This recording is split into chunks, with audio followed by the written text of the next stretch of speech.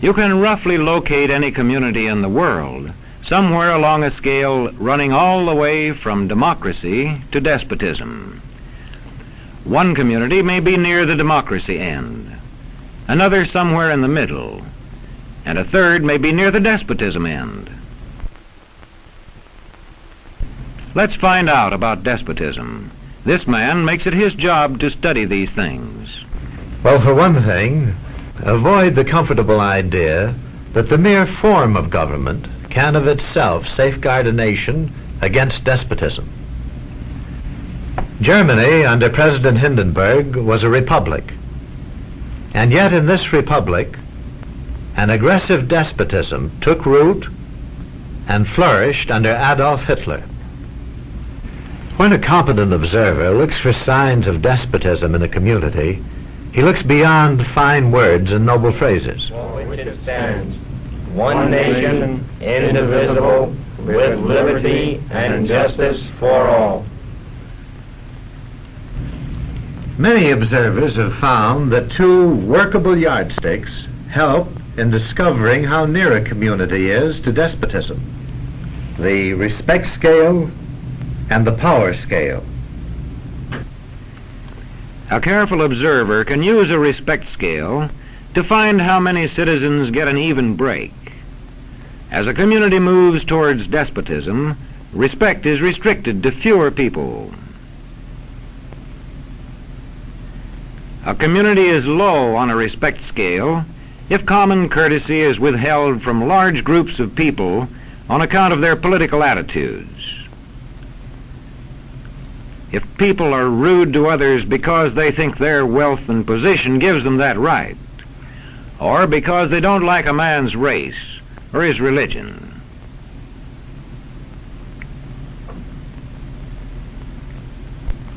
Equal opportunity for all citizens to develop useful skills is one basis for rating a community on a respect scale. The opportunity to develop useful skills is important, but not enough. The equally important opportunity to put skills to use is a further test on a respect scale.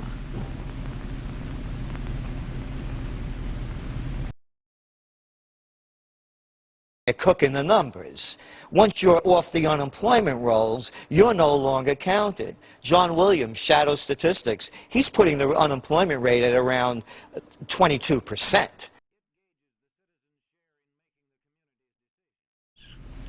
Communities which concentrate decision-making in a few hands rate low on a power scale and are moving towards despotism.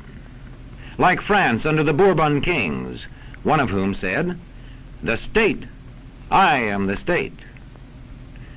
Today, democracy can ebb away in communities whose citizens allow power to become concentrated in the hands of bosses. We live in a constitutional republic, but rather a financial empire where the Wall Street oligarchy rules not only our lives, but also the government we elect.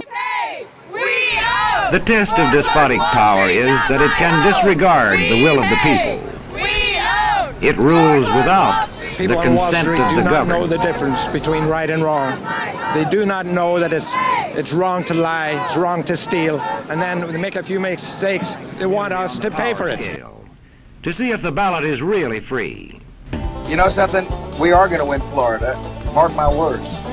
You can write it down. New evidence tonight that the so-called community left-wing activist group Acorn is involved in widespread voter registration fraud. Mr. Curtis, are there programs that can be used to secretly fix elections? Yes. How do you know that to be the case? Because in October of 2000, I wrote a prototype for President Congressman Tom Feeney at the company I work for in Oviedo, Florida, that did just that.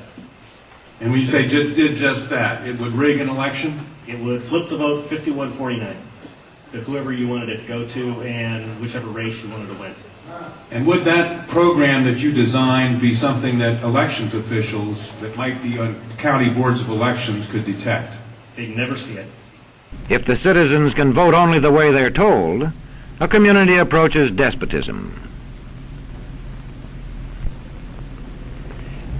The spread of respect and power in a community is influenced by certain conditions, which many observers measure by means of the economic distribution and information scales.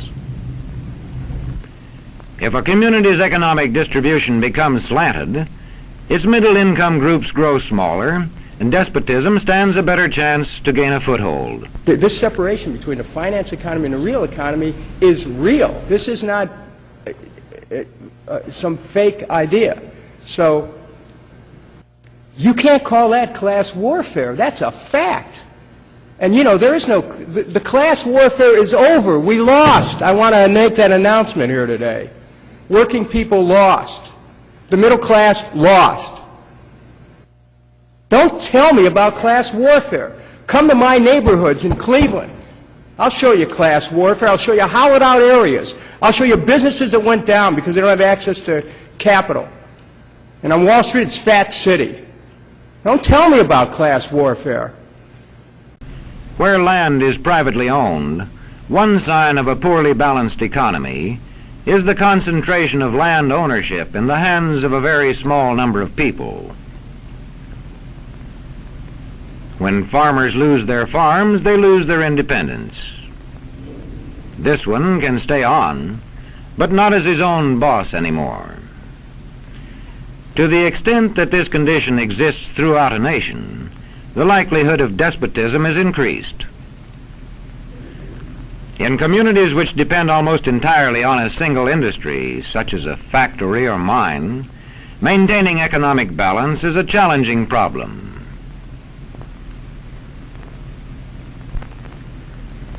If this condition exists over the nation as a whole, so that the control of jobs and business opportunities is in a few hands, despotism stands a good chance.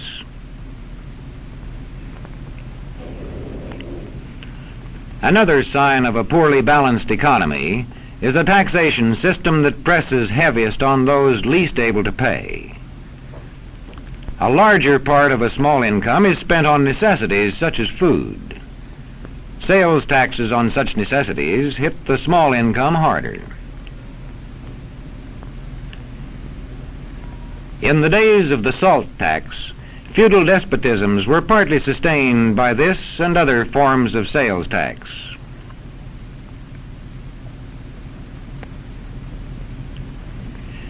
A community rates low on an information scale when the press, radio, and other channels of communication are controlled by only a few people, and when citizens have to accept what they're told.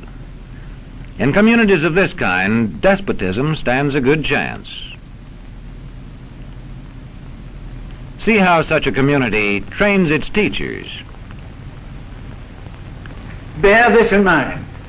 Young people cannot be trusted to form their own opinions. This business about open-mindedness is nonsense. It's a waste of time trying to teach students to think for themselves. It's our job to tell them. My name is Charlotte Thompson-Iserbade, and I served as Senior Policy Advisor in the United States Department of Education under the Reagan administration, during which I had access to all of the most important documents for the restructuring of not only American education, but global education. And I'm also the author of The Deliberate Dumbing Down of America, which gets into all of this, gives the background of. And when teachers put such training into practice, despotism stands a good chance. These children are being taught to accept uncritically whatever they're told. Questions are not encouraged. How can you ask such a question? Have you got a textbook? Yes, ma'am. Does it say here that our law courts are always just? Yes, ma'am. Then how dare you question the fact? Sit down. And so we aren't surprised when... But it must be true. I saw it in this book right here. And if books and newspapers and the radio are efficiently controlled, the people will read and accept exactly what the few in control want them to. When I've mentioned a New World Order in school, the teachers and the faculty laugh. They literally call it a conspiracy. Even though it's been admitted, it's a conspiracy. But now I'm taking American history. Here's my book, American History. And as I was looking through it today in class, I came across something that we will be learning about. America in the New World Order. Government censorship is one form of control. A newspaper which breaks a government censorship rule can be suspended. It is also possible for newspapers and other forms of communication to be controlled by private interests. In the councils of government, we must guard against the acquisition of unwarranted influence, whether sought or unsought, by the military-industrial complex. The potential for the disastrous rise of misplaced power exists and will persist. When legislatures become ceremonial assemblies only and have no real control over lawmaking, their community rates low on a power scale.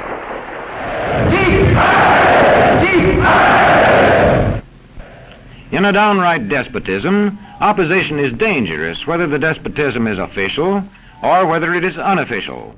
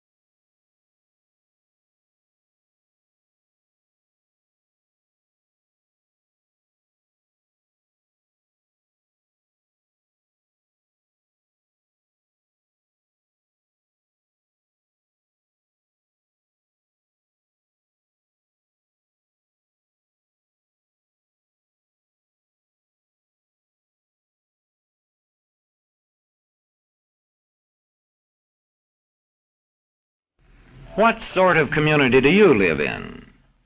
Where would you place it on a democracy-despotism scale? To find out, you can rate it on a respect scale and a power scale. And to find out what way it is likely to go in the future, you can rate it on economic distribution and information scales. The lower your community rates on economic distribution and information scales, the lower it is likely to rate on respect and power scales, and thus to approach despotism.